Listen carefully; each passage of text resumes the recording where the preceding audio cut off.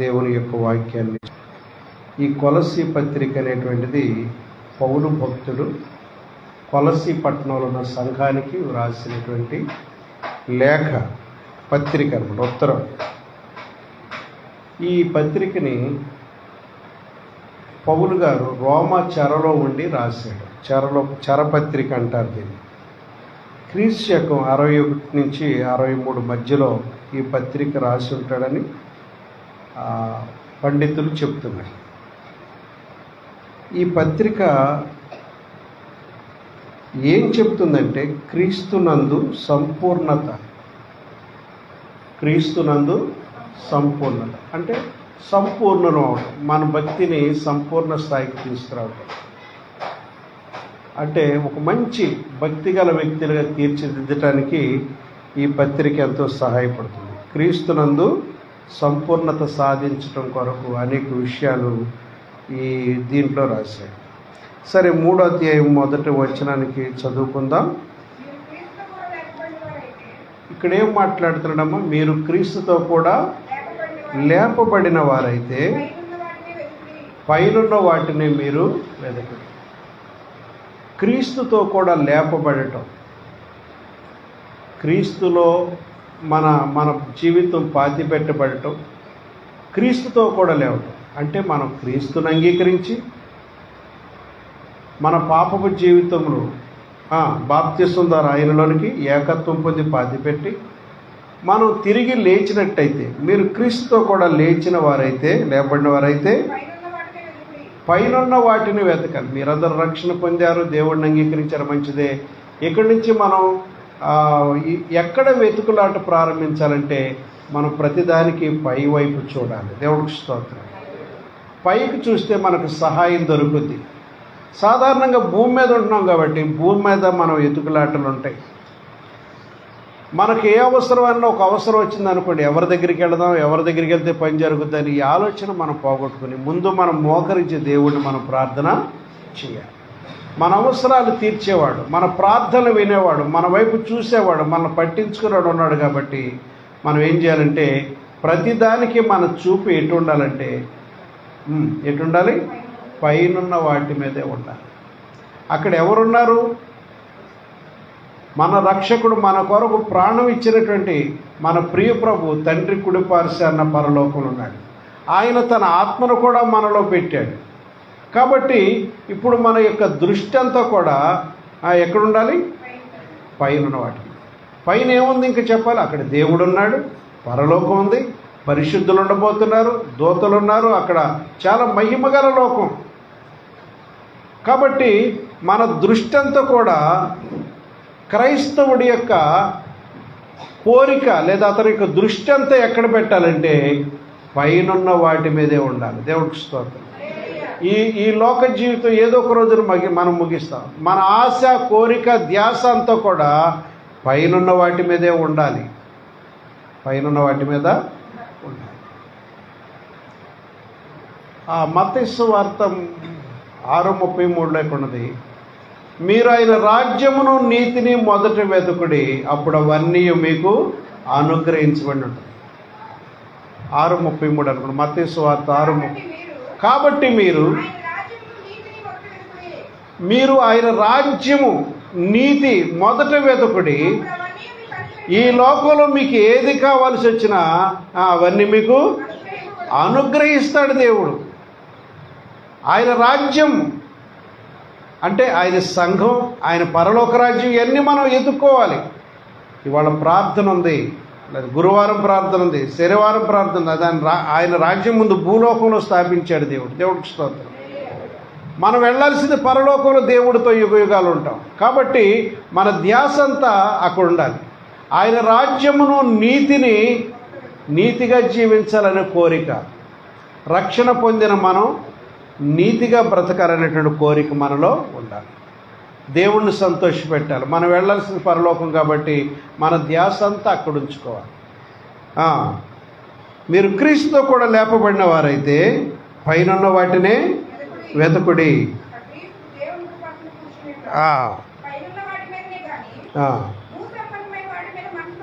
భూ సంబంధమైన వాటి మీద మీరు మనసు పెట్టుకొనకూడని చెప్తున్నాడు. కాబట్టి ప్రియులారా, మనం అందరం కూడా ప్రతినిత్యం కూడా మన ధ్యాస ఆలోచన అంతా కూడా దేవుని వైపే చూడాలి, పైనున్న వాటినే చూడాలి. ఇలా చూసిన ప్రతి క్షణం నీకు మేలు కలుగుద్ది. నేను అనుభవపూర్వకంగా చెప్తున్నానండి. పైవైపు చూసిన ప్రతి క్షణం నీకు మేలు దొరుకుద్ది. హల్లెలూయా. నేను ఒకసారి పెనుమాకలంక నుంచి వస్తూ సైకిల్ ప్యాచ్ పడింది, నడిచి రావాలి, అక్కడి తామరపల్లి వెళ్ళాలి. అదే నాకు ప్రభువా, నీ సేవ చేశాను ఇప్పుడు దాకా, ఇది సైకిల్ నడిపించుకుంటూ బోర్డు దూరం వెళ్ళాలి, ఎలాగెళ్ళగలను ప్రభు, ఎంత దూరం నడవాలి, లారీలు ఆఫ్ చేస్తుంటే ఆపట్ల, సైకిల్ దాని మీద తీసుకుని వద్దాం అనుకుంటున్నాను. అప్పుడు ఒకసారి అలా చూసి పైకి చూసి, ప్రభు చూస్తున్నావా నీ దాసుని, ఇక్కడి నుంచి తామరకొల్లు నడిచి వెళ్ళాలి, 10-15 కిలోమీటర్లు నడవలసి వస్తుంది, ఎలా నడవగలను నేను ప్రభు అంటూ పైకి చూసి మాట్లాడుతుంటే, సరే కొంచెం దూరం అలా నడుస్తూ ఉందాం అనుకుని నడిస్తే కొంత దారిన తరుగుదు. కానీ ఆ కొవ్వాళ్ళంక దగ్గర వచ్చాడు మరియమ్మ గారు అని ఒక ఆవిడ ఉంది. నా సైకిల్ అసలు ఆవిడకి తెలవకుండా చీకటి అయిపోతుంది, చీకటి అయింది, నడుచుకుంటూ వస్తుంటే సైకిల్ వెనక చక్రం ఆవిడకి తెలవకుండా, అలా తెలిస్తే కొంచెం ఎక్కువసేపు ఆపుద్ది, ఆవిడ మాటల్లో ఉంటుంది, మన బాధ ఆవిడకి తెలియదు, ఆవిడకి తెలియకుండా వెళ్ళిపోదామని వస్తుంటే సైకిల్కి డ్రమ్ము కూడా కట్టుంది, ఇంత చిన్న బెత్తినంత పోతున్నప్పుడు డిమ్ అంది. పాస్టర్ గారు విజయభాస్కరరావు గారు వెళ్ళారు. అమ్మ నేను చాలా దూరం వెళ్ళాలి, సైకిల్ పంచర్ అయినా. పర్లేదు రండి, ఏం కాదు రండి. అప్పుడు ఒక కోమట అతను అక్కడ ఉన్నాడు, బడ్డీ కొట్టు, అతన్ని ఎవరే ఇట్రారా అని పిలిచి, ఇంకా మోటగాని పిలిచింది అనుకోండి, పిలిచి మరి అయ్యగారిది 2 డ్రింకులు పట్టరా ముందు, మాకు ఈ సైకిల్ తీసుకెళ్ళి 10 నిమిషాల్లో పంచర్ వేసుకురా. నేను అక్కడి నుంచి నడిచి రావాలని అనుకుంటున్నాను నేను, కానీ దేవుడు ఏం చేశాడు, మనకి సహాయం చేశాడు. పైకి చూస్తే సహాయం దొరుకుతుంది. దేవుడికి స్తోత్రం. ఇక్కడ అగస్తయ్య గారు ఒక ట్రాక్టర్ కారు ఇచ్చాడు మాకు, ఈ చర్చి పునాదికి వేసుకోమని, పూర్వం ఉన్న చర్చికి. అవి బద్దలు కొడుతుంటే పెద్ద సుత్తి తీసుకుని వీళ్ళ దగ్గర, వడ్రీల దగ్గర సుత్తి తీసుకుని పాల్గొడుతుంటే ఈ చేతులన్నీ పెద్ద ఎర్ర పొక్కులు వచ్చేసి చితికిపోతాయి, చేతులు ఇక బలం లేదు. నేను పైవైపు చూస్తూ, ప్రభువా చూసావా ఎలాగైపోయినాయి చేతులు, నా సహాయానికి రావంటూ నేను ఏదో దేవుడికి చెప్పుకుంటాను ఆ బాధ, చేతులు చూపిస్తూ. అంతలో వసంతయ్య ఎవరో ఒడ్డులో వరదయ్య అని కొంతమంది బ్యాచ్, ఆయన తండ్రి, ఆయన భార్య, పిల్లలు, వాళ్ళ కుటుంబాలు కొన్ని ఉండే ఈ కాలఘట్టం. వాళ్ళందరూ రైలు పెట్టిలాగా వరసని వచ్చేస్తున్నారు. అంటే అందరూ గుంపుగా నడిస్తే రోడ్డు ట్రాఫిక్ ఇబ్బంది అని ఒకళ్ళ వెనకాల ఒకళ్ళు నడుచుకుంటూ వస్తారు. టిఫిన్కి వెళ్ళాలన్నా, బజార్కి వెళ్ళాలన్నా వరుసగా నడుస్తారు వాళ్ళు ఒకళ్ళ వెనకాల. తిన్నగా నా దగ్గరికి వచ్చి, ఏంటి ద్వారా ఇక్కడ ఏం చేస్తున్నాను వరదయ్య చూడు చేతులు అలాగైపోయినాయి అన్న. ఇది మీ వల్ల ఏమవుద్దండి, ఏం చేయమంటారు చెప్పండి మమ్మల్ని అని అడిగారు. తక్షణం ఈ రాళ్ళని తీసి పక్కనే పగలగొట్టాలి, ఏ సైజు కావాలని అడిగారు. వాళ్ళే రాళ్లలోకి చేతులు ఎట్టి బైక్ లాగేశారు. మనమేమో పొడలు ఉంటాయో, తేళ్ళు ఏమైనా ఉంటాయో, మంట గబ్బలు ఉంటాయో అని భయంతో మనం చేతులు ఎట్టా చెడుతున్నాం. భూమిలో ఏనాడో వేశారు, భూమిలో పాతు పడిపోయారు. అవన్నీ వాళ్ళు చేతులతో బయటికి తీసేయటం కాదు, ఏ సైజు కావాలో ఆ ముక్కలు కొట్టేసి ఇచ్చేసి వెళ్ళిపోయారు. దేవుడికి స్తోత్రం. మనం పైవైపు చూసిన ప్రతిసారి దేవుడు వెంటనే తక్షణ సహాయం చేస్తాడు. కాబట్టి మన చూపు ఎక్కడ ఉండాలి? పైకి. అందుకని ఇక్కడ చెబుతుంది వాక్యములో, మీరు క్రీస్తుతో కూడా లేపబడిన వారైతే పైనున్న వాటినే వెదకుడు. అక్కడ క్రీస్తు దేవుని కుడి పార్శ్వమున కూర్చుని ఉన్నాడు. తర్వాత పైనున్న వాటి మీదనే కానీ భూ సంబంధమైన వాటి మీద మీరు మనసు పెట్టుకొనకుడి, ఏలయనగా మీరు మృతి పొందారు. దేవుడికి స్తోత్రం. ఆ తర్వాత మీ జీవము క్రీస్తుతో కూడా దేవుని యందు దాచబడి ఉన్నది. ఈ వచనంలో చక్కగా చెప్తారు, మీ ప్రాణం పోద్దని మీరు ఎప్పుడు భయపడక్కర్లేదు, ఏమైపోతానని జడవక్కర్లేదు, ఎటువంటి రోగం మిమ్మల్ని ఏమీ చేయదు. దేవుడికి స్తోత్రం. ఎంత భయంకరమైన రోగాన్ని నేను ఏమీ చేయదు, అది వదిలిపోవాల్సింది. ఎందుకంటే ఇక్కడ మీ జీవము క్రీస్తుతో కూడా దేవుని యందు దాచబడి. ఏదో పాత కథల్లో ఈ మాయిలు పకీరు ప్రాణం చిలక దగ్గర ఉందో ఏదో చెప్తారు కదా, మన ప్రాణాలు అలాగే లేవు. ఎక్కడున్నాయమ్మా? మన ప్రాణాలు ఎవరి చేతిలో ఉన్నాయి? ఎవరి సంరక్షణలో ఉన్నాయి? చెప్పండి, ఎవరి సంరక్షణలో ఉన్నాయి? మీ జీవము అంటే మీ ప్రాణము క్రీస్తుతో కూడా దేవుని దగ్గర దాచు. అక్కడ ఎవడు వెళ్ళలేడు, రాకెట్లు కూడా వెళ్ళవు అక్కడికి. ఏ వెళ్ళో ఎవడో నీ ప్రాణాన్ని దొంగిలించండి. ఆయన సెలవిస్తేనే మరణం వస్తుంది, ఆయన సెలవించిన అక్కడికి మరణం రాదు. దేవుడికి స్తోత్రం. కాబట్టి ఏమైపోతానో రొంప వస్తే జడిచిపోవద్దు, జ్వరం వస్తే జడిచిపోవద్దు, చిన్న సమస్య వచ్చినా మనం జడవద్దు. అవన్నీ కామన్గా వచ్చే దేవుడు అవన్నీ తీసేస్తాడు. దేవుడికి స్తోత్రం. మీ జీవము క్రీస్తుతో కూడా దేవుని యందు దాచబడి ఉన్నది. తర్వాత ఆయన గనక ప్రత్యక్షమైనప్పుడు మనం ప్రభు రాకడ కొరకు ఎప్పుడు ఎదురు చూస్తూ ఉండాలి. 4వ వచనం, ఆయన ప్రత్యక్షమైన మధ్యాకాశంలోకి వస్తే మనకు విమోచన వచ్చినట్లే మనం అందరం ఆయన మహిమ లోకంలోకి వెళ్ళిపోతాం. దేవుడికి స్తోత్రం. హల్లెలూయా. ఆయన ప్రత్యక్షమైనప్పుడు ఏమవుతాం మనం? మీరు ఆయనతో కూడా మహిమ లోకంలో మనం ప్రత్యక్షం అవుతాం. అక్కడికి వెళ్ళిపోతాం మనం. ఇక్కడ 3 అంతస్తులు బిల్డింగ్ కట్టుకున్నామండి అని ప్రభు వచ్చినప్పుడు కూడా ఇక్కడ ఉండిపోదాం అనుకుంటావా? ఇక్కడ శ్రమలు, ఈ లోకంలో వినాశనాలు, ఈ భూమి అంతా కూడా చుట్టబడి నాశనం అయిపోతున్న తర్వాత దేవుడు దీన్ని నాశనానికి అప్పగిస్తాడు. మనం ఈ లోకంలో ఎంత సంపాదించినా దానివైపు చూడక్కర్లేదు. మనం ప్రభుతో యుగయుగాలు ఉంటాం. శాశ్వత జీవం మనకి ఇవ్వబడుతుంది. ఈ భూలోకంలో జీవితం 100 120 సంవత్సరాల ఆయుష్ ఉంది, కానీ దేవునితో యుగయుగాలు మనం ఉంటాం. అక్కడ ఆకలి కానీ దప్పిక కానీ అంటే ఏమి తినరని కాదు, జీవాహారం ఉంది, అక్కడ మన్నా ఉంది, జీవజలం ఉంది, జీవవృక్షాలు ఉన్నాయి. కానీ ఆకలితో బాధపడే సమస్య కానీ, నిరుద్యోగం కానీ, లేకపోతే ఏదన్నా సంకటం కానీ, జబ్బు కానీ, తెగులు కానీ అక్కడ ఏమి ఉండదు. అక్కడ చీకటి లేదు, నిత్యము సంతోషమే. దేవుడిని ఆరాధిస్తూ ఉంటాం. దేవుడికి స్తోత్రం కలుగును.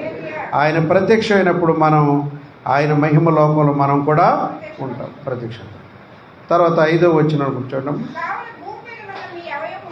కావున భూమి మీదనున్న మీ అవయవములను అనగా జారత్వమును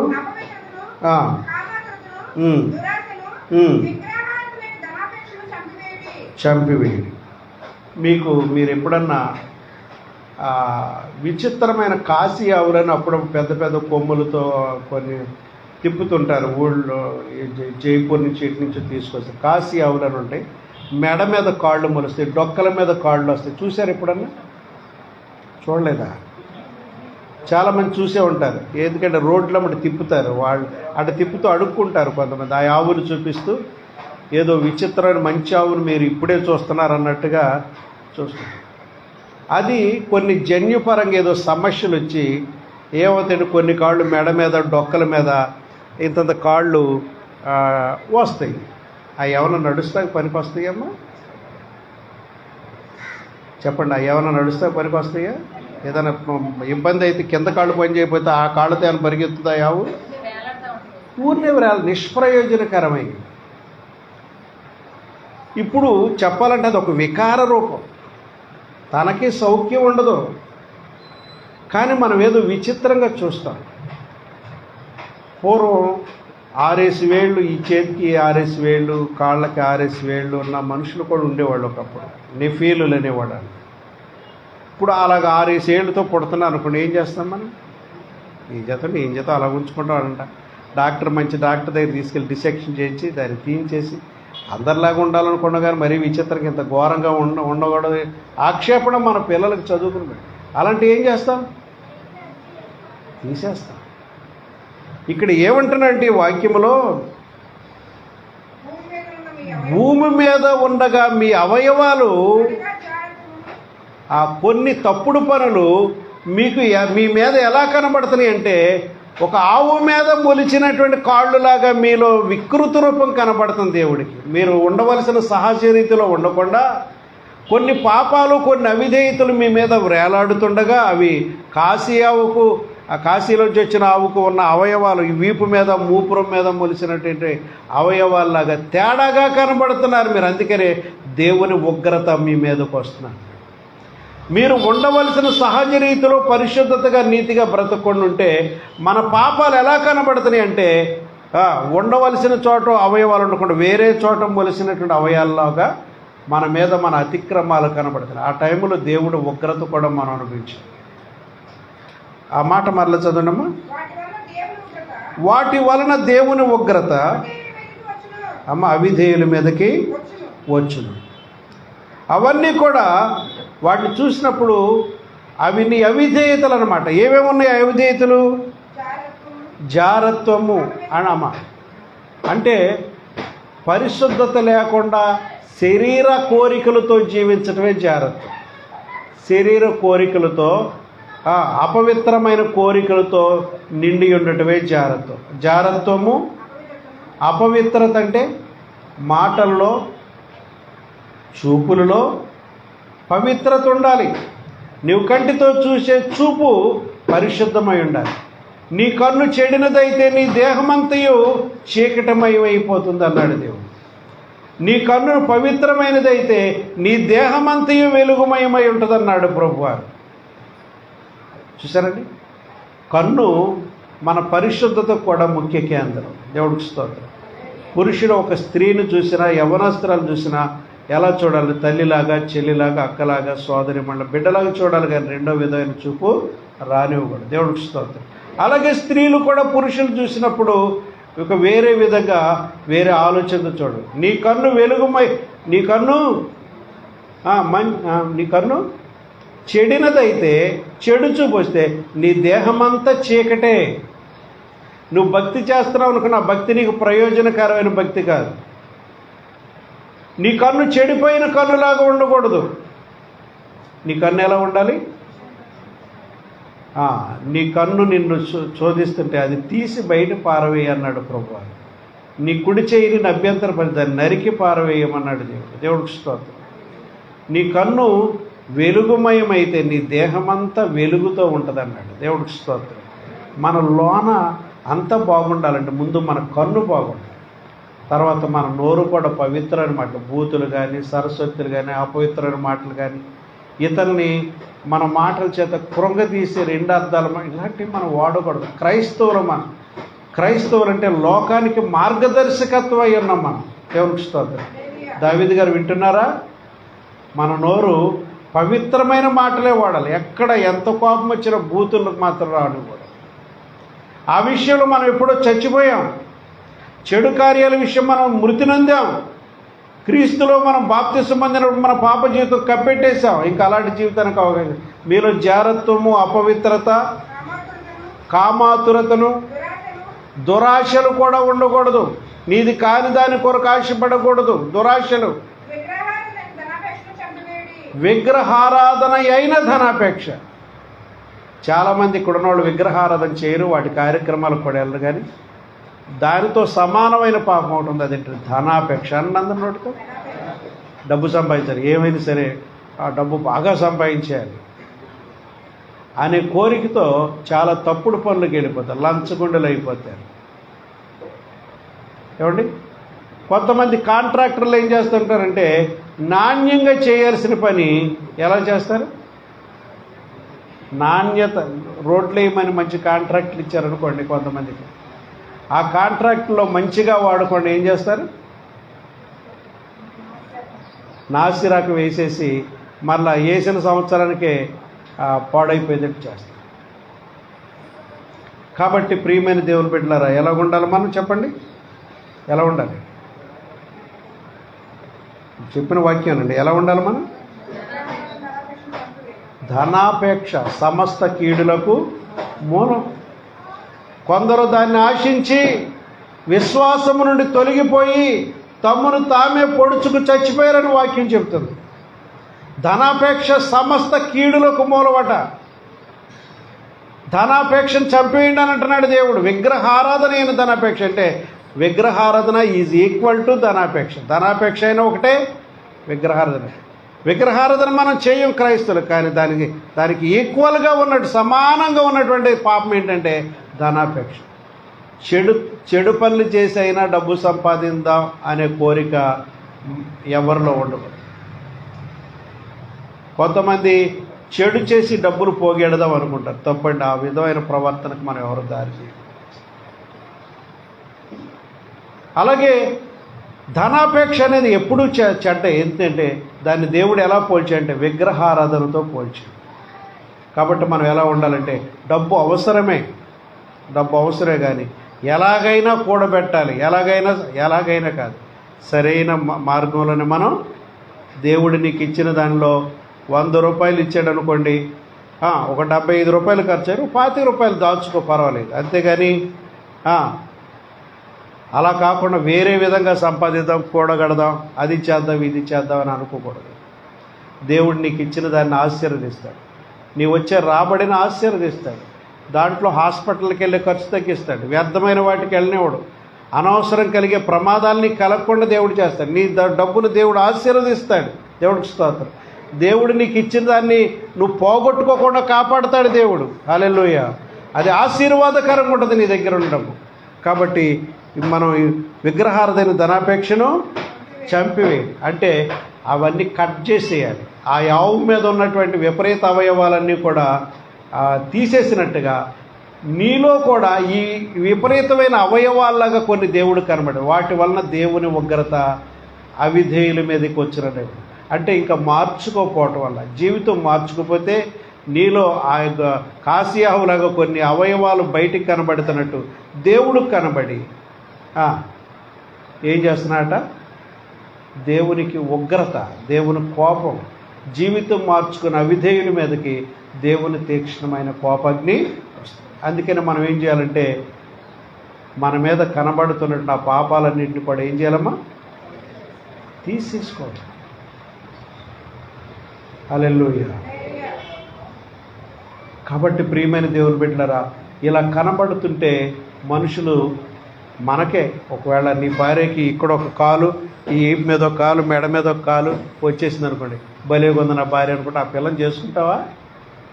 చేసుకుందా? కాబట్టి విపరీతమైన అవయవాలు ఉన్నట్టుగా మనలో ఉన్న దోషాలు దేవుడికి అలా కనబడుతుంది, చిరాకు. అవన్నీ ఏం చేయాలంటే తీసేసుకోవాలి. హల్లెలూయా. వాటిని అన్నిటి చంపేయాలన్నట్టు. కాబట్టి ప్రియమైన దేవుని బిడ్డలారా, మనం ఇంకా చూద్దాం దేవుని వాక్యాన్ని. కొలసీలు రాసిన పత్రిక 3వ అధ్యాయంలోనే 8, 9 వచనాలు కూడా చూడండి. ఇప్పుడు ప్రజెంట్లో మీరు ఎలా ఉండాలని దేవుడు కొన్నాడు. ఇప్పుడైతే మీరు కోపమును, ఆగ్రహము, దుష్టత్వము, దూషణ, మీ నోట బూతులు, అబద్ధం అనేది కూడా రాయబడింది కింద. ఒకరినొకరితో అబద్ధం. క్రైస్తవులు అనేవాళ్ళు ఎలా ఉండాలో క్యారెక్టర్ ఇక్కడ చూపిస్తున్నారండి. అందరూ ఒకసారి చప్పట్లు కొట్టండి. మెలుకున్నారు, నిద్రపోతున్నారు. తెల్లారి గంట ఆరాధన దగ్గర కొంతమంది నిద్రపోతున్నారనే భావంతో కొట్టించి. ఇక్కడ ఏంటంటే ఇప్పుడైతే క్రైస్తవుడు ఇప్పుడైతే ఎలా ఉండాలట? కోపం. మీకు తెలుసలేదు, కోపం కూడా పాపం అవుతుంది. ఈ ఉదయాన్ని నువ్వు భార్య మీద కోప్పడ్డావు అనుకోండి, ఈ ప్రొద్దుగుంకే లోపల నువ్వు సమాధాన పడపోతే నీ భార్యతో, అదేమవుతుందంటే దేవుడి తీర్పులోకి వెళ్ళిపోతాడు. ఆవిడ బాధ పెట్టి, నిష్ఠూరు పెట్టి, కొట్టి, దుఃఖింపజేసి, ఆవిడని నానా విధంగా వాళ్ళ అమ్మల్ని, అందరిని తిట్టి, నానా దుర్భాషలాడి చేసావనుకోండి, నువ్వు నేను చేసిన తప్పు అని నీ భార్య చేతులెట్టుకోపోతే దాని విషయం జడ్జిమెంట్ వస్తుంది కదా. అలాగే భార్యలు కూడా భర్తనేమన్నా బాధాకరమైన మాటలను ఆయన ఆయాస పెట్టే కాడికి వచ్చావంటే నువ్వు మాట్లాడిన మాటలకి దేవుడి తీర్పు నీ మీదకి వస్తుంది. ఎందుకని అనేక మంది బలహీనలు ఉంటారు తెలుసండి. స్త్రీలు కూడా అనేక మంది బలహీనతగా ఉంటారు. కారణం ఏంటంటే దేవుడి తీర్పులు మన మీద మోస్తున్నాం. నీ భర్తని దేవుడి తర్వాత నెక్స్ట్ స్థానంలో చూడాల్సింది నీ భర్తని. దేవుడికి స్తోత్రం. అర్థమైంది? నీకు యజమానుడు అనుకు ఊరిని తేలిక తీసుకోమాకండి, ఆయన గౌరవించు. చాలామంది భర్తను గౌరవించిన వాళ్ళు ఇక్కడ ఉన్నారేమో, ఒకళ్ళిద్దరు. భర్తను గౌరవించండి. నీ భర్తని రాజుగా చూస్తే నువ్వు రాణి అవుతావు. నీ భర్తను రాజుగా చూస్తే, నీ భర్త రాజు అనుకుంటే నెక్స్ట్ నువ్వు పక్కనేమో ఎలా కనబడతావు? రాణి కనబడతావు. నీ భర్తని దాసుడిగా పనికి మాలినాడు చూస్తే నువ్వు కూడా దాసిగానే ఉంటావు. నీ భర్తను ఎప్పుడు కూడా ఘనంగా ఎంచాలి. ప్రియమైన దేవుని బిడ్డలారా, ఇక్కడ ఏం చెబుతుందంటే, ఇప్పుడైతే మీరు ఏం మానేయాలి? కోపం మానేయాలి. అది మనకు మంచిది కాదు. కోపమును, ఇంకా ఆగ్రహం, అంటే కోపం మించిపోయి ఆగ్రహం వస్తుంది, కొట్టేయాలన్నది. ఇవాళ నేను చెప్పేది ఏంటంటే, సీరియల్స్ చూడటం మానేయండి. ఆడపిల్లలు దాంట్లో అత్తను కొడతాం, చేయెత్తటం, ఆడపడుచు మీద చేయెత్తటం, భర్తను కూడా లెంపకాయలు కొట్టి చదువు నేర్పిస్తున్నారు. అదొక చదువే, పాపిష్టి చదువు. సీరియల్స్ ద్వారా ఏమి నేర్చుకుంటున్నారంటే, మీరు భర్తను కూడా చెయ్యెత్తి కొట్టగలిగిన సామర్థ్యం వాళ్ళు నేర్పుతున్నారు. అది ఊరి నటన, ఏదో డబ్బులు క్యాష్ చేసుకుంటారు. అది నిజమైన జీవితం కాదు. కానీ కొంతమంది పొరబడి అదే నిజం, ఇలా చేయాలో గోవచ్చు అనుకుని వీళ్ళు నేర్చుకుంటున్నారు. రోజు కుటుంబాలు నాశనం అయిపోతాయి. జాగ్రత్త, అలా ఎప్పుడు చేయకూడదు. ఆగ్రహము, దుష్టత్వము, దూషణ, మీ నోట బూతులు, ఏమి నీ నోట బూతులు రాకూడదు. అనుకూల వచనమే నీ నోటమట రావాలి, కానీ బూతులైనా, పోకిరి మాటలైనా, ఈ చెడ్డ మాటలు నీ నోటమట ఎప్పుడు కూడా, మగవాళ్ళైనా ఆడవాళ్ళైనా. మగవాళ్ళకి అధికారం లేదు ఇలా మాట్లాడటానికి. మంచిగా మాట్లాడాలి మనం. దేవుడికి స్తోత్రం. అబద్ధాలు కూడా రాకూడదు. కొంతమంది అబద్ధాలతో ఇల్లు కట్టేసినట్టు కట్టేస్తారు, స్టోరీ అల్లేస్తారు. ఇలాంటి స్టోరీలు అల్లే పని చేయద్దు. నీ అబద్ధం, నువ్వు మాట్లాడిన అబద్ధం కాసేపు మర్చిపోతావు, తర్వాత ఇంకొకటి చెబుతావు. అబద్ధానికి ఆధారం లేదు కాబట్టి ఏమవుద్దంటే, అబద్ధం చెప్పేవాళ్ళు ఏం చేస్తారు చెప్పండి? ఇప్పుడు ఒక అబద్ధం చెప్పేస్తారు, చెప్పి అది అబద్ధం కాబట్టి గుర్తుండదు, మర్చిపోతారు, ఏదో అప్పుడు చెప్పేస్తారు. తర్వాత మాట్లాడినప్పుడు ఏమంటారంటే మళ్ళీ ఇంకొక మాట చెప్తారు. మొన్నేమో మా అమ్మాయి హైదరాబాద్ వెళ్ళిందని చెప్తారు అనుకోండి అబద్ధం, అది మర్చిపోతారు. తర్వాత ఒక వారం తర్వాత మాట్లాడాల్సి వచ్చినప్పుడు మా అమ్మాయి ఏలూరు వెళ్ళిందని చెప్పి, మన హైదరాబాద్ వెళ్ళిందని చెప్పాం అంటే అది అబద్ధం అన్నమాట. అది ఉదాహరణ చెప్తాను. అబద్ధానికి స్టాండ్ ఉండదు, ఎందుకంటే అబద్ధం కాబట్టి అది జరిగింది కాదు, కాబట్టి నిజం కాదు కాబట్టి మర్చిపోతాం. సత్యం అయితే 50 ఏళ్ళైనా నీకు గుర్తుంటుంది. అది నిజమైన విషయం అయితే 50 ఏళ్ళైనా 100 ఏళ్ళైనా జరిగినట్టే ఉంటుంది. అబద్ధం అనేది మాట్లాడేస్తే వెంటనే మర్చిపోతాం. మనం ఏం చెప్పామో మనకే గుర్తుండదు. అది జరిగిన ఇన్సిడెంట్ కాదు కాబట్టి మర్చిపోతాం. కాబట్టి దేవుడు ఏమంటే, క్రిస్టియన్ క్యారెక్టర్లో ఏముండకూడదమ్మా? కోపము, ఆగ్రహము, దుష్టత్వము, దూషించటం, మీ నోట బూతులు, అబద్ధాలు, ఇవేమి ఉండకూడదని చెప్తున్నాడు దేవుడు మనలో. తర్వాత ఇంకా చూద్దామండి 10వ వచనంలో. ఏలయనగా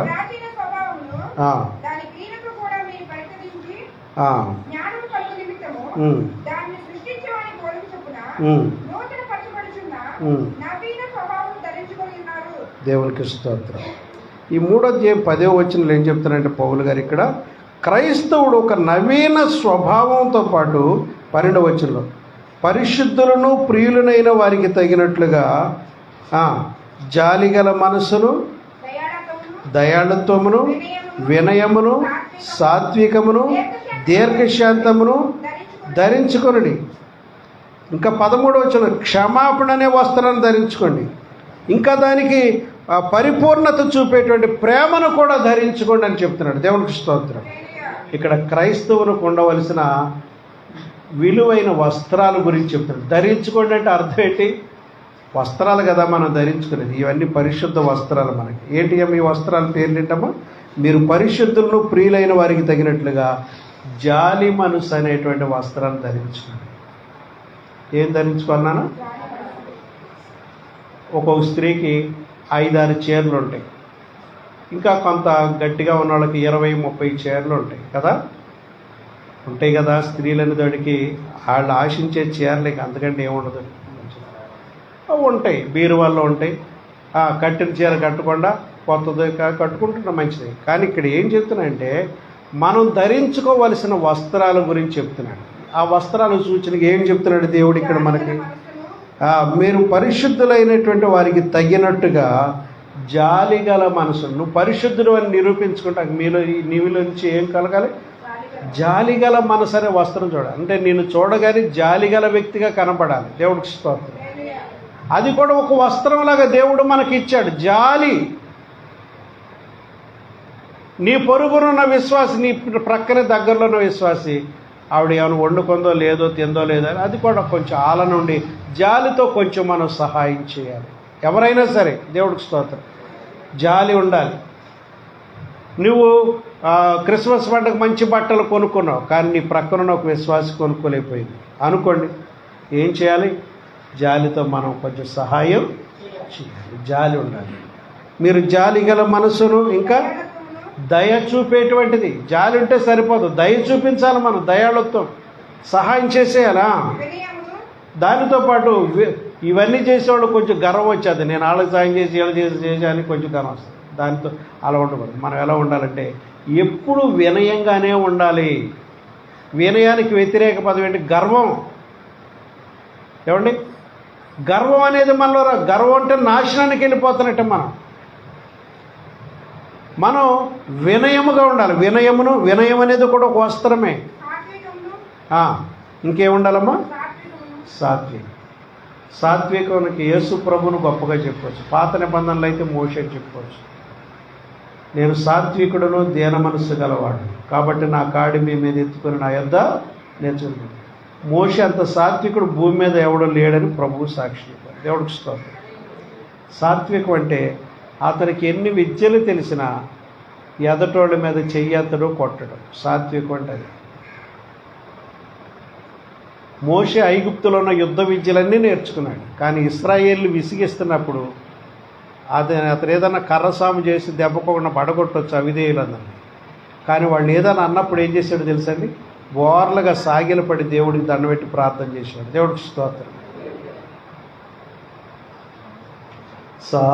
సాగిలపాడి మ్రోకెదము సత్యముతో ఆత్మలో మన ప్రభు యేసుని సాగిలపాడి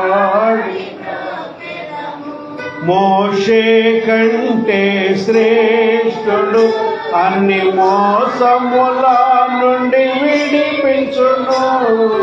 మోషే కంటే శ్రేష్ఠుడు అన్ని మోసముల నుండి విడిపించును. వేషధారులను ద్వేషించు ఆశతో మ్రోకెదము. ఆ వేషధారులను ఆశతో మ్రోకెదము. సాగిలపాడి మ్రోకెదము. సత్యముతో ఆత్మలో మన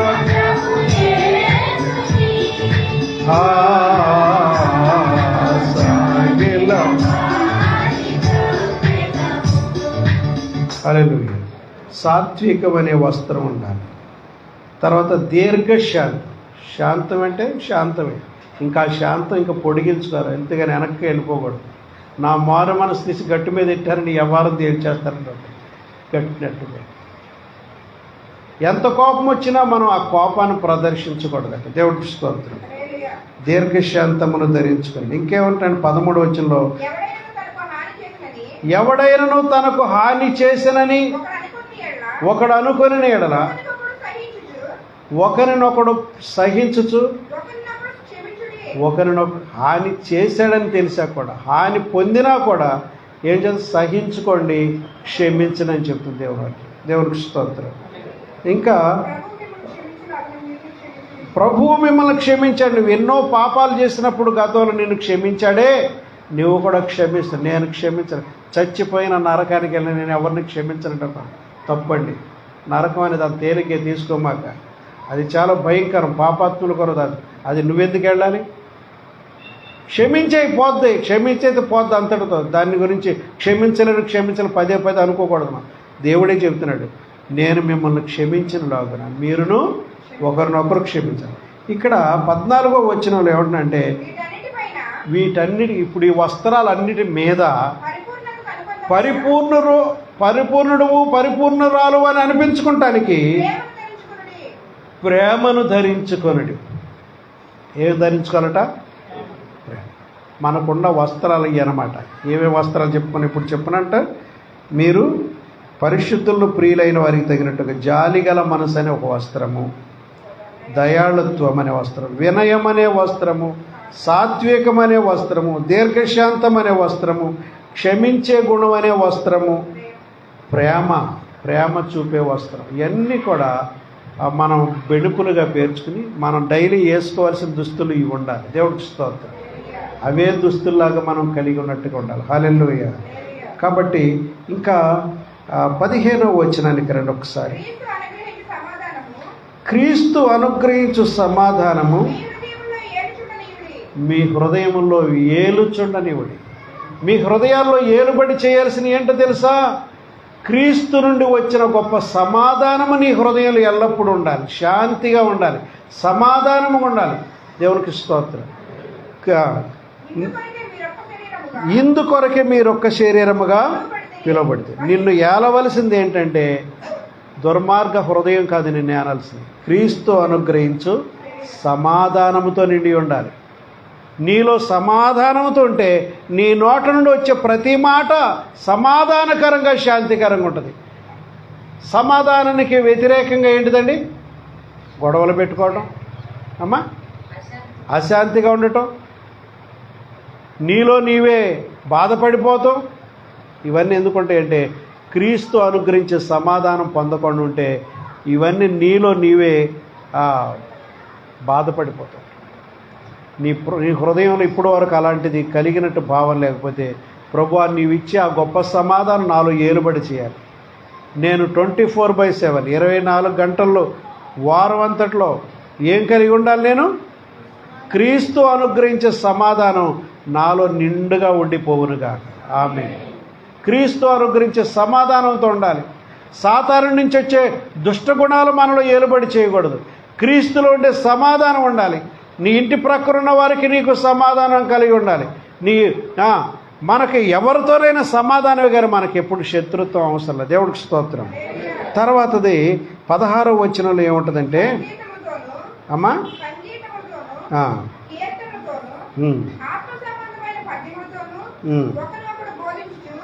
క్రైస్తవుని యొక్క హృదయంలో సమృద్ధిగా నివసింపవలసిన ఏంటంటే క్రీస్తు వాక్యము సమృద్ధిగా ఉండాలి.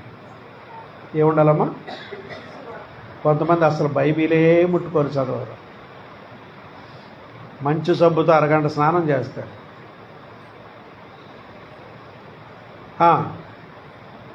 ఇక ఈ బైబిల్ మనం చదవాల్సింది కదా. అయ్యారు వారానికి ఒకసారి చెబుతాడు చాలు అనుకుంటారు. మేము ఎందుకు ఇలా పోరాడతామంటే ఆ బైబిల్ చదువుతున్నప్పుడు దేవుడు నీతో మాట్లాడతాడు వాక్యం ద్వారా. నువ్వు మోకరించి ప్రార్థన చేస్తున్నట్టే నీ మనవులు, నీ కోరికలు, నీ ఉద్దేశాలు దేవుడితో చెప్పుకుంటున్నావు. కానీ బైబిల్ చాలా శ్రేష్టమైన గ్రంథం. అది కూడా మనం ఏం చేయాలి? చదువున్న వాళ్ళైతే మీరు తప్పనిసరిగా బైబిల్ గ్రంథాన్ని చదవటం నేర్చుకోవాలి. క్రీస్తు వాక్యం మీలో సమృద్ధిగా నివసించాలి. ఇంకేలా ఉండాలంటమ్మా? 16వ వచనంలో సంగీతములతోనూ కీర్తనలతోనూ అమ్మా ఆత్మ సంబంధమైనటువంటి పద్యములతోనూ ఒకరిని ఒకడు బోధించుకుంటూ బుద్ధి చెప్పుచు కృపాసహితముగా మీ హృదయములలో దేవుని గూర్చి గానము, మీ హృదయాల్లో ఆ గానం ఉండాలి. ఆ పాటలు ఉండాలి. ఆ దైవ సంబంధమైన పాటలు ఇక్కడిని మర్చిపోవడం కాదు, అవే నీ హృదయంలో మారుమోగుతూ ఉండాలి. దేవుడికి స్తోత్రం. ఒక పాట పాడమ్మని అనుకోండి, రాదండి. ప్రార్థన చేయండి అని కూడా రాదండి. ఇలా అంటుంటారు కొంతమంది. కొంతమంది చదువు లేనోళ్ళు కూడా, మా అమ్మగారికి చదువులు చాలా పాటలు పాడింది. ఇప్పుడంటే మతి లేకుండా అయిపోయింది, కానీ చాలా పాటలు పాడగలిగేది ఆవిడ. కాబట్టి మా నాన్నగారు దీపం బుడ్డి కాంతిలో బైబిల్ చదువుతూ మా అమ్మకు వివరించేవాడు.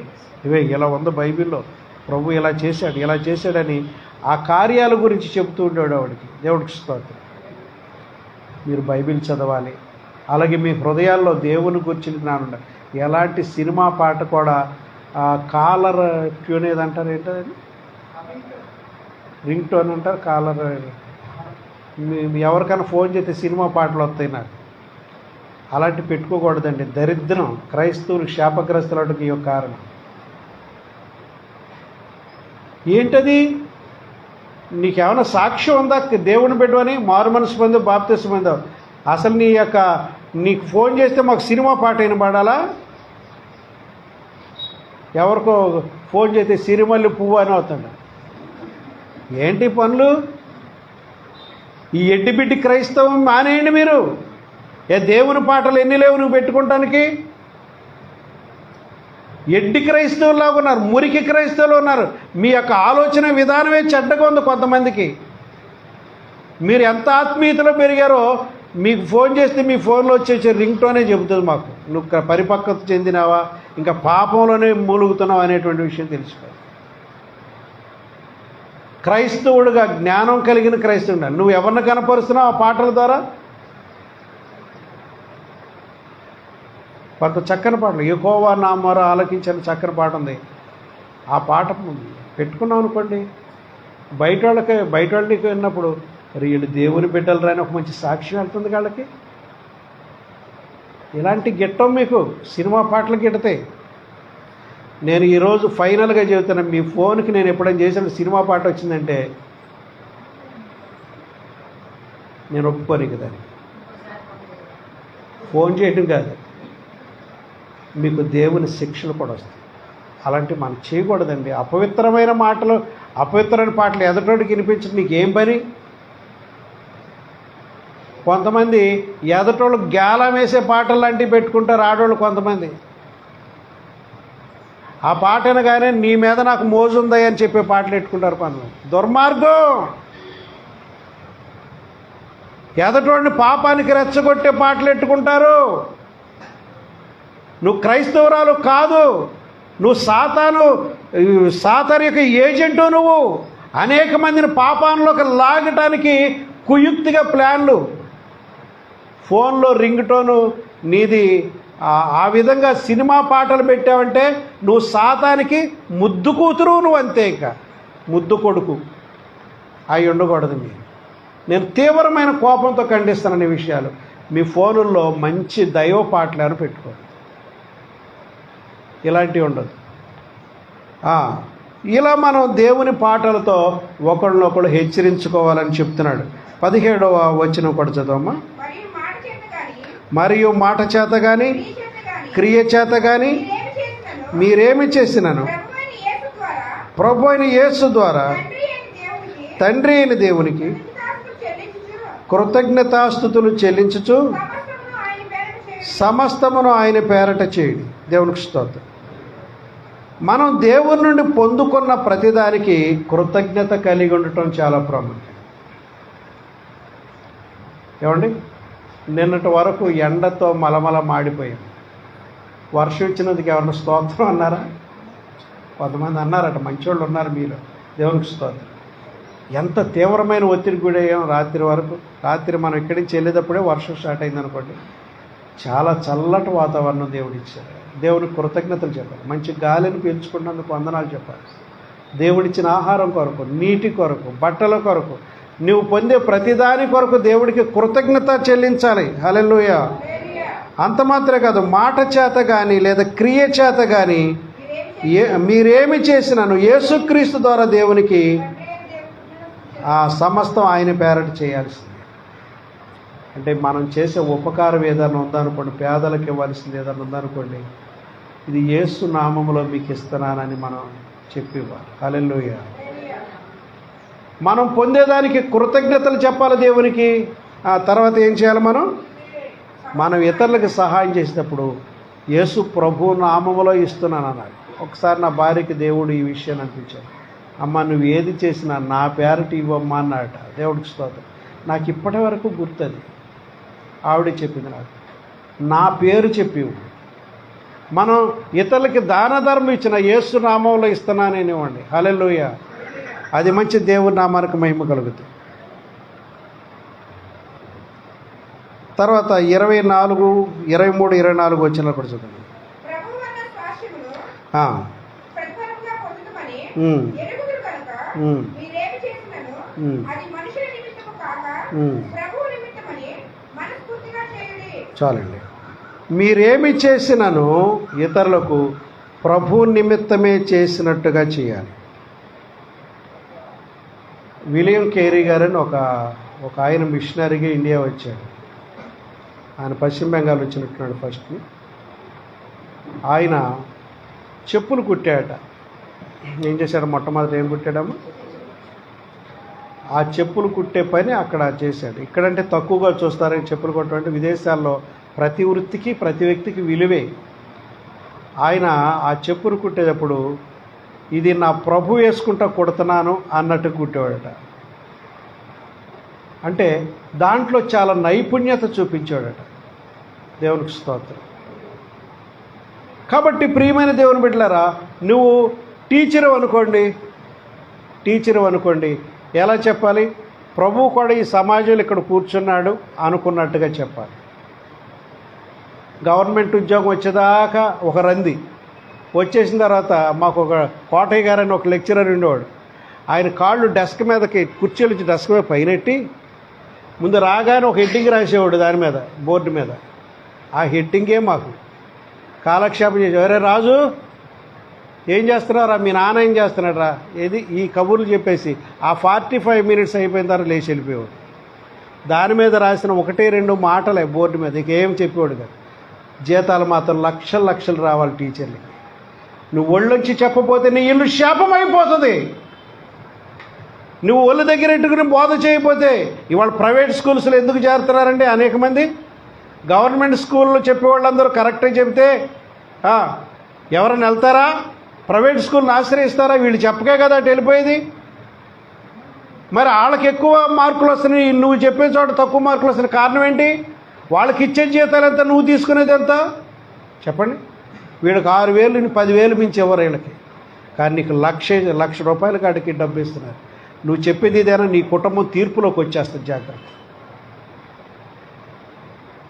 అనేక మంది గవర్నమెంట్ హాస్పిటల్లో చూపించుకోవడం ప్రైవేట్ హాస్పిటల్కి వెళ్ళడానికి కారణం ఏంటి? దీన్ని చెప్పండి పోనీ. చూడరు అనేటువంటి ఒక పేషెంట్ పట్ల గౌరవం, ప్రేమ, ఆప్యాయత. మేము మా అమ్మగారిని హాస్పిటల్కి తీసుకెళ్ళాం. ఒక చోట చాలా శ్రద్ధ చూపారు. మానసిక డాక్టర్ అండి. చాలా గౌరవం ఇచ్చారు ఆ బిడ్డకి. అలా ఉండాలండి. చెప్పుకోవాలి మనం. ఒక డాక్టర్ గురించి మనం ఇలా చెప్పుకోవాలి. ఆశ్రమ హాస్పిటల్లో డాక్టర్లు ఉన్నారు, మానసిక డాక్టర్ పైన కుర్రోళ్ళు ఎంత చక్కగా పలకరించారో, ఎంత అలా ఉండాలి డాక్టర్ అంటే అనిపించింది.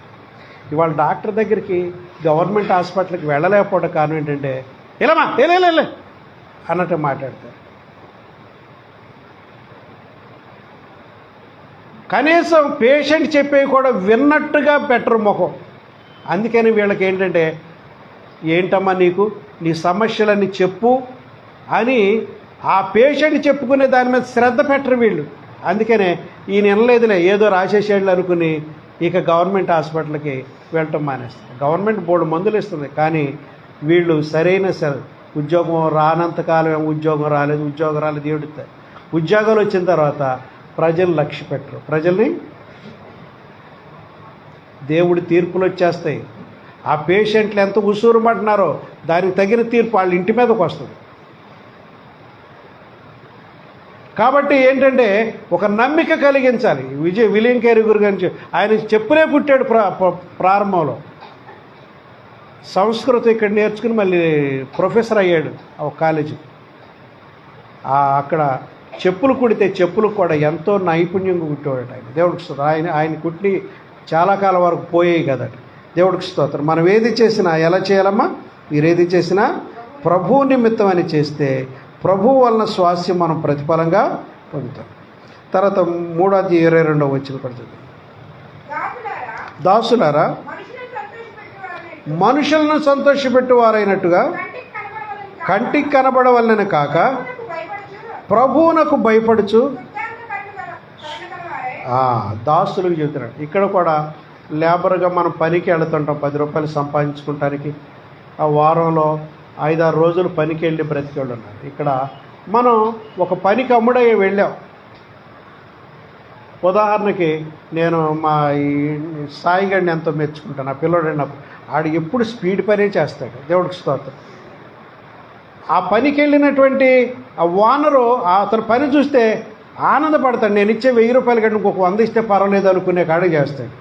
వీడు కూడా మనోడు కూడా వాళ్ళు స్పీడ్ వర్కర్లు. వీళ్ళు వాళ్ళ ఓనరుగా వీళ్ళు టాపీ మేస్త్రి పెద్ద ఆయన ఉంటాడు. వీళ్ళు వదులుకోడు. కారణం ఏంటంటే ఆయన కాంట్రాక్ట్ తీసుకుని ఆయనకి న్యాయం చేస్తారు. దేవుడికి స్తోత్రం. ఒకవేళ కూలి కట్టించుకుని స్పీడ్గా చేసే చెయ్యి ఆగదు. అలా పోతూ ఉంటుంది.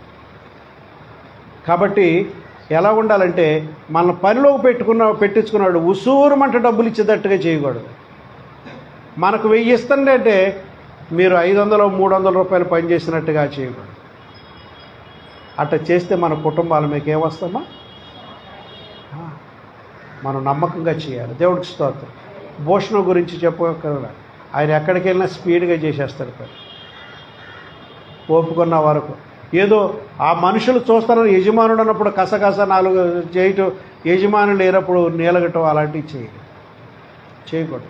మనుషులు కంటికి కనబడవలనని కాక ఇక్కడ చక్కని మాట, శుద్ధాంతఃకరణ కలిగిన వారై, నీ అంతఃకరణంలో శుద్ధత కలిగిన వారై, కపటము లేని వారై, శుద్ధమైన హృదయం కలిగి సేవ చేయమన్నాడు. దేవుడికి స్తోత్రం. నీ అంతఃకరణ అంటే లోపల నీ హృదయం, నీ మనస్సాక్షి ఎలా పనిచేయాలమ్మా? శుద్ధంగా, పరిశుద్ధత, కపటము లేని విధంగా శుద్ధాంతఃకరణ కలిగిన వారుగా పనిచేయాలి. దాసులుగా మనం ఏ పనికి వెళ్ళినా ఎలా పనిచేయాలట? శుద్ధాంతఃకరణ. ఎంత చక్కని మాట! నీ అంతఃకరణంలో లోన కపటంతో మోసం చేశాను, కీడు చేశారనే భావం లేకుండా నువ్వు పొందేదానికి పొందినంత ఫలితం వాళ్ళకి పనిచేసి పెట్టాలి. దాసులుగా ఈ మాట చెప్తున్నాడు. మనలో ఒకవేళ అది లేకుండా ఉంటే మనం సరి చేసుకుందాం. ఇంకా తర్వాత ఏం చెప్తున్నాడు చూడండి. శరీరమును బట్టి మీ యజమానులైన వారికి అన్ని విషయంలో మీరు విధేయత చూపించండి. తర్వాత 21వ వచనం కూడా చదవమ్మా. తండ్రులారా, మీ పిల్లల మనసు కృంగకుండానున్నట్లు వారికి కోపము. సాధారణంగా తల్లిదండ్రులు బిడ్డలు సరిగా చదవలేకపోతున్నారని కృంగే మాటలు అంటున్నారు, కృంగదీసే మాటలు అనమాట. నువ్వు బాగా చదవగలవు, టాలెంట్ ఉంది, కానీ ఇలా ఉండకూడదు అని అనాలి. కానీ నువ్వు చదవలేవు అని పదే కింద కృంగదీసే మాటలు అనకూడదు. అంటే ఏమైపోతాయి? పదే అలా అంటుంటే వాళ్ళ హృదయం ఏమైంది? కృంగిపోతుంది. నాకు ఆల్రెడీ అర్థమైపోయిందిలే, నేను చదవనని అర్థం, నేను చదవక్కర్లేదు అనుకుంటా. ఏమనాలి? నువ్వు చాలా తెలివైన దానివి, జ్ఞానం గల దానివి, ఇట్లా చెబితే అట్లా అర్థం చేసుకుంటావు, నువ్వు చదివితే ఇంకా చాలా గొప్పదానం అయిపోతావు అని మనం చెప్పాలి. ఈరోజు కలెక్టర్లు అయ్యారు, ఐఏఎస్లు అయ్యారు, ఐపీఎస్లు అయ్యారు, పెద్ద ఉద్యోగాలు ఉంటున్నారంటే కారణం ఏంటి? నీలాగా బాగా చదువుకున్న వాళ్ళు అలాగయ్యారు అని మనం ప్రోత్సాహం ఇవ్వాలి తప్ప వాళ్ళ హృదయాలు మనం ఎప్పుడు కూడా కృంగ చేయకూడదు. వాళ్ళు ఏదైనా చిన్న తప్పు చేశారని పదే ఆ తప్పును గురించే నోటికి రోజులో 90 సార్లు అంటున్నాం అనుకోండి, ఏమైపోతారు? వాళ్ళ హృదయాలు కృంగిపోతాయి. దేవుడికి స్తోత్రం. నువ్వు యవనస్తుడిగా ఉన్నప్పుడు నువ్వు ఎలా నడిచావు నీకు గుర్తులేదా? నువ్వు యవనస్తుడిగా ఉన్నప్పుడు, నువ్వు యవనస్తురాలుగా ఉన్నప్పుడు నువ్వు ఎలా బ్రతికావు నీ జీవితం గుర్తులేదా? ఇక్కడ ఏమంటున్నా అంటే పిల్లల మనసు కృంగిపోకని ఉంటాడు. కృంగనివ్వకూడదు. దేవుడికి స్తోత్రం. హల్లెలూయా. ఇంకేమంటున్నాడండి? 18-19 వచనం చూడమ్మా. అబ్బో, భార్యల గురించి కూడా చెప్పాడు అన్నాడు. దాసుల గురించి చెప్పాడు, పసిపిల్లల గురించి చెప్పాడు. భార్యలారా మీ భర్తలకు ఎంతమంది భర్త పట్ల విధేయత కలిగి ఉన్నారు? భార్యలారా మీ భర్తలకు విధేయులై ఉండండి. ఇది ప్రభువును బట్టి చూస్తే యుక్తమైనదే. భర్తలారా మీ భార్యలను ప్రేమించుడి, వారిని మీరు నిష్ఠూర పెట్టండి. నువ్వు తెచ్చిన కట్నం అప్పుడు చాలా తక్కువ తెచ్చావు, నాకు చాలా వచ్చేది కట్నం, ఇలాంటివి అంటుంటారు. అలా అనకూడదండి. అసలు కట్నం తీసుకున్నవాడు గాడిదని టీవీ 9 వాళ్ళుగా చెప్పింది, దాన్ని ఎక్కువ ఫోకస్ చేసింది. కట్నం తీసుకున్నవాడు కట్నం అడిగేవాడు. ఏదో ఉన్న కాడికి ఏదో ఇస్తున్నారనుకోండి, సంతోషపడాలి. కానీ ఇంకా అది కావాలి, 6x6 మంచం ఇవ్వాలి, పెద్ద బుల్లెట్ మోటార్ సైకిల్ ఇవ్వాలి, నీ ముఖానికి 5 చాలు. వాళ్ళు ఏదో ప్రేమతో ఇచ్చారయ్యి, ప్రేమతో ఇచ్చి స్వీకరించగాని కఠినంగా నిబంధనలు పెట్టి అది ఇవ్వలేదు ఇది ఇవ్వలేదని ఇలా చేయకూడదు. భార్యను నిష్ఠూర పెట్టొద్దు. భార్యని క్రైస్తవ జీవితంలో మరి ముఖ్యంగా భార్యలు నిష్ఠూర పెట్టాలి. భార్యలు ఏం చేయాలి? భర్త పట్ల విధేయులై ఉండాలి, వాళ్ళకి గౌరవం ఇవ్వాలి. నువ్వు భర్తకు గౌరవం ఇవ్వకపోతే ఇంట్లో ఉండడు, వీధిలో ఉంటాడు. ఒకటి గుర్తు చేసుకోండి, మీ భర్తకు సముచిత స్థానం ఇంట్లో ఇవ్వట్లేదు అనుకోండి, ప్రతి మాటను తిప్పి కొడుతున్నాం అనుకోండి, ఇంట్లో ఉండేదనుకోండి బజార్లో ఉంటాం మెరుగనుకుని ఇంటికి రాడు. అక్కడ ఉంటావు కదా, అక్కడ మందేసి వస్తాడు కిక్కు కోసం, ఇక్కడ నేను తట్టుకోవటం కోసం అక్కడ మందేసుకొచ్చి నేను ఎదిరించాలని ధైర్యం కావాలి కదా, అది మందేసుకొస్తాడు. నీ నోటిలో ఉన్న షార్ప్నెస్ తగ్గిపోయి సాధువు అయిపోవాలి. మోషే దేవుని చేతిలో పడి సాధువు అయ్యాడు, దేవుడికి స్తోత్రం. నువ్వు కూడా దేవుని చేతిలో పడి సాధువు అవ్వాలి, దేవుడికి స్తోత్రం. భర్త ఏమో ఎలా ఉండాలి? భార్యను ప్రేమించాలి. ప్రేమించట్లు ఏమీ తక్కువ చేయకూడదు. ఆవిడ మాటను కూడా పరిగణనలో తీసుకుని ఆవిడ భయాలేంటో ఆవిడ ఇబ్బందులేంటో మనం తీర్చాలి. భార్య అయితే తన భర్త ఎడల విధేయురాలుగా ఉండాలి. ఇవన్నీ కూడా ఒక క్రైస్తవ జీవితాన్ని గురించినటువంటి మంచి విషయాలు దేవుడు మనతో మాట్లాడు. దేవుడికి స్తోత్రం. ఇక్కడ దేవుడు నిన్ను అడుగుతున్నాడు, ఒక సహోదరి, నువ్వు వివాహం అయిన బిడ్డ, నువ్వు నీ భర్తకు విధేయురాలుగా ఉన్నావా? భర్తలుగా ఉన్నాడు దేవుడు అడుగుతున్నాడు, నీ భార్యను ప్రేమిస్తున్నావా? ఒకళ్ళు బిడ్డలుగా ఉన్నారనుకోండి, నీ బిడ్డలు నువ్వు కృంగదీయొద్దు. అలాగే బిడ్డలు కూడా మీ బాధ్యతలు నెరవేర్చి బాగా చదువుకోండి. దాసులారా, మీరు శుద్ధాంతకరణ కలిగిన వారై మీరు పనిచేయండి. దేవునికి స్తోత్రం. ఈ 3వ అధ్యాయం కొలసీలు రాసిన పత్రిక ఒక మంచి క్రైస్తవ జీవితాన్ని మనం ఫోకస్ చేస్తాం. అలా ఉండటానికి దేవుడిని కృప చూపును గాక. ఆమేన్.